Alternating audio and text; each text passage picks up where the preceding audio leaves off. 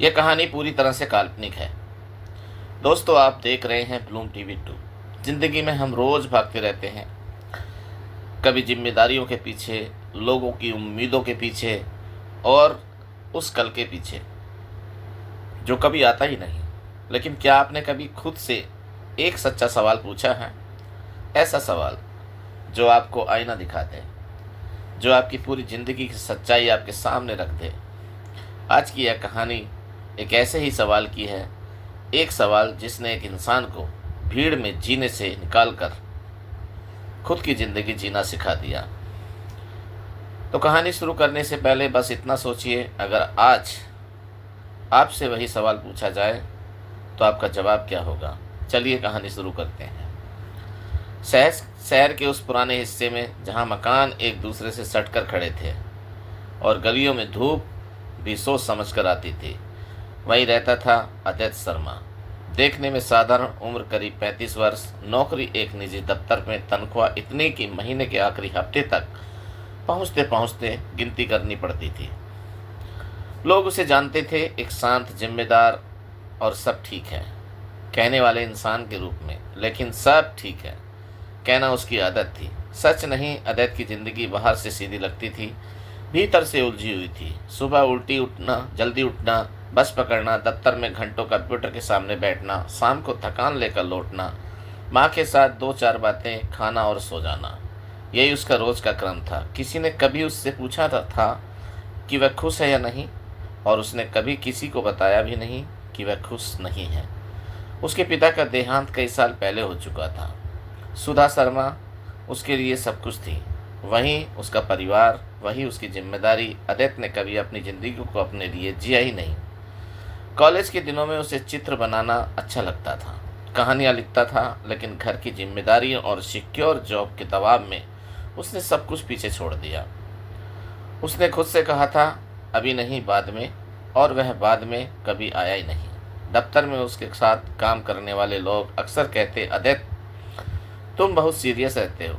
वह हल्की सी मुस्कान के साथ बात टाल देता था। असल में वह सीरियस नहीं था, वह थका हुआ था अपने भीतर से।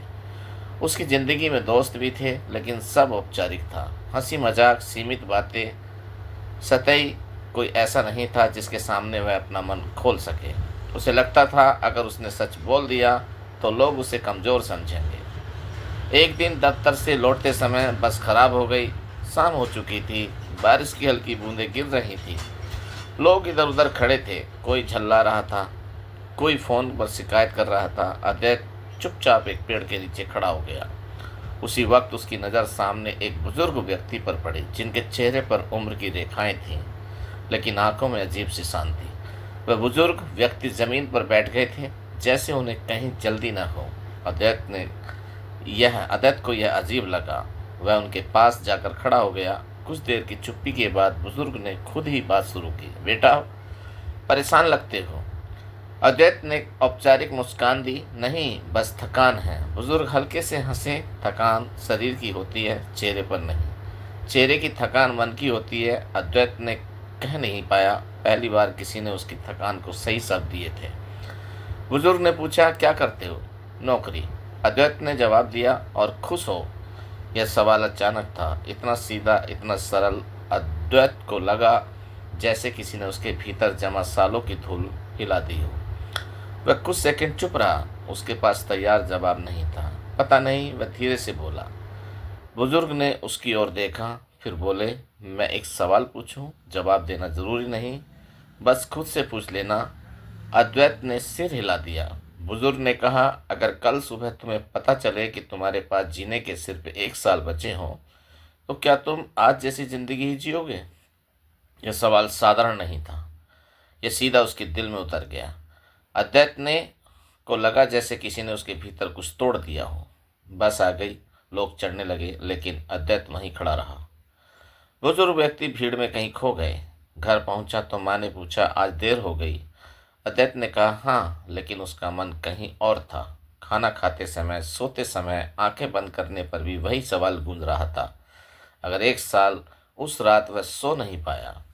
उसे याद आने लगा वह कॉलेज वाला अद्वैत जो सपने देखा करता था, वो लिखता था, वो रंगों से बातें करता था। उसे याद आया कि उसने किसी बार अपने मन को दबाया था। उसने हमेशा सोचा था अभी जिम्मेदारी है, लेकिन उसने कभी नहीं सोचा कि जिम्मेदारी निभाते निभाते वह खुद को खो देगा। अगले दिन दफ्तर में उसका मन बिल्कुल नहीं लगा। स्क्रीन के सामने बैठा था, लेकिन आंखें खाली थीं। बॉस ने कुछ समझाया, उसने हाँ में सिर हिला दिया, लेकिन शब्द अंदर ही नहीं। लंच ब्रेक में वह अकेला बैठा रहा। उसने खुद से वही सवाल दोहराया, अगर मेरे पास 1 साल हो। उसका जवाब साफ था, नहीं, वह ऐसी ज़िंदगी नहीं जीना चाहता था। शाम को घर आकर उसने माँ से बात करने की हिम्मत की। माँ, अगर मैं नौकरी छोड़ दूँ? माँ चौंक गई। क्या हो गया तुझे? सब ठीक तो है? अद्वैत ने पहली बार सच कहा। उसने बताया कि वह अंदर से खाली महसूस करता है, कि वह खुश नहीं है। माँ चुपचाप सुनती रही। उनकी आंखों में चिंता भी थी और समझ भी। मैंने तुझे कभी रोका नहीं, माँ ने धीरे से कहा। तू खुद ही खुद को रोकता रहा। यह वाक्य अद्वैत के लिए दूसरा झटका था। उसे एहसास हुआ कि उसने अपनी असफलता का बोझ दूसरों पर डाल रखा था। अगले कुछ हफ्तों में उसने एक बड़ा फैसला लिया। उसने नौकरी नहीं छोड़ी, लेकिन उसने अपनी बची हुई ऊर्जा अपने सपनों को देने शुरू की। रात को लिखना शुरू किया, सुबह थोड़ा जल्दी उठकर स्केच बनाने लगा। उसने एक ब्लॉग शुरू किया, बिना किसी उम्मीद के। शुरुआत में कोई नहीं पढ़ता था, धीरे धीरे कुछ लोग जुड़े। किसी ने लिखा, आपकी कहानी ने मुझे सोचने पर मजबूर कर दिया। किसी ने कहा, यह मेरी ज़िंदगी जैसी है। अद्वैत ने पहली बार लगा कि उसकी आवाज़ किसी तक पहुंच रही है। एक दिन माँ ने उससे कहा, तू बदला बदला सा लग रहा है। अद्वैत मुस्कुराया, शायद पहली बार खुद जैसा लग रहा हूँ। उस सवाल ने उसकी ज़िंदगी को पलट नहीं दिया, लेकिन उसकी दिशा बदल दी थी। उसने सीख लिया था कि ज़िंदगी का सच बाहर नहीं, अंदर छिपा होता है। हम अक्सर दूसरों से सवाल नहीं पूछते, खुद से पूछने से डरते हैं। समय के साथ उसकी ज़िंदगी में मुश्किलें भी आईं, पैसे की तंगी, असफलताएं, सख्त तब, लेकिन अब फ़र्क यह था कि वह भाग नहीं रहा था। वह जानता था कि वह क्यों जी रहा है। कभी कभी बस स्टैंड के गुजरते वक्त उसी जगह रुक जाता जहां वह बुजुर्ग मिला था। उसे नहीं पता था कि वह कौन था, नाम क्या था, लेकिन उसने उसे जीवन का सबसे ज़रूरी सवाल दे दिया था। अब जब कोई उससे पूछता सब ठीक है, तो मुस्कुरा कर कहता, सब आसान नहीं है, लेकिन अब सच है। और यही सच उसकी सबसे बड़ी ताकत बन चुका था। दोस्तों, कहानी यही खत्म नहीं होती, लेकिन सवाल अब भी बाकी है।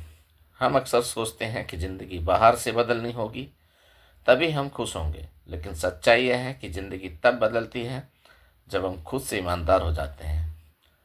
कभी कभी एक छोटा सा सवाल पूरी उम्र की नींद तोड़ देता है और हमें यह एहसास करा देता है कि हम जी रहे हैं या सिर्फ निभा रहे हैं। अगर ये कहानी आपके दिल को छू गई हो, तो इसे अपने तक मत रखिए, क्योंकि शायद किसी और को भी आज वही सवाल सुनने की ज़रूरत हो। ऐसे ही दिल से जुड़ी कहानियों के लिए ब्लूम टीवी 2 के साथ जुड़े रहिए। मिलते हैं अगली कहानी में एक नए सच के साथ। जय हिंद, जय भारत।